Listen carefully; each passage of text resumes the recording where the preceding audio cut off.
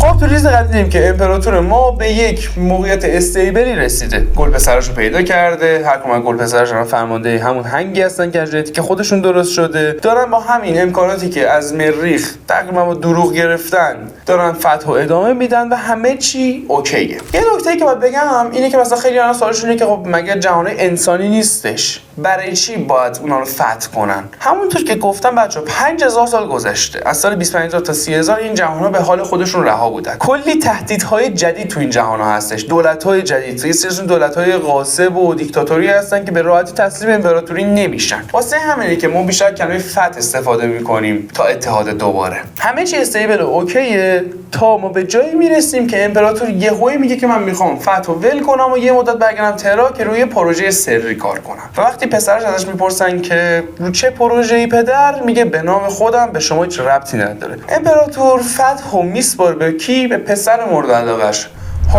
هورس پرایمارک لونا وولفزه. کلمه پرایمارک یعنی چی؟ به هر کدوم از پسرای امپراتور میگن پرایمارک. پرایمارک‌ها میشن رهبر همون هنگی که از ژنتیک خودشون درست شدن. وقتی میگم هورس پرایمارک لونا وولفزه، چون که هورس از ژنتیکش هنگ لونا وولفز درست شده، پس هورس میشه پرایمارک لونا وولفز. و اینکه در مورد پرایمارک‌ها و پسرای امپراتور خیلی کم توضیح دادم، حقیقتش اینه که تو این ریلزا جا نمیشه بچه‌ها، خودش باید یه سری جدا براش بزنم. ولی برای یکم آشناییتون با این قضیه تو کپشن همین ویدیو من براتون یه سری اطلاعات در پرایمارک‌های امپراتور گذاشتم. خب امپراتور همین مسئولیت فتح و میسپاره به همین پسر مرده‌اش هورس و خودش برمیگرده تهران. حالا تو تهران امپراتور چیکار داره؟ امپراتور میخواد یه جوری بشریت رو از وارپ بی‌نیاز کنه. چه شکلی؟ همین الان اگه بشریت بخواد سفر کنه باید در اکثر موارد از وارپ رد بشه. کمتر گفتم وارپ جای درستی نیستش. ولی خب امپراتور چیکار میتونه بکنه در مورد این قضیه؟ امپراتور میخواد یه پروژه‌ای رو حساب بزنه، پروژه وب وی. این پروژه به این شکلیه، با یه دانشی که از الدارها گرفته و یه سری متون باستانی و الدارها رو من بعداً بهتون توضیح میدم،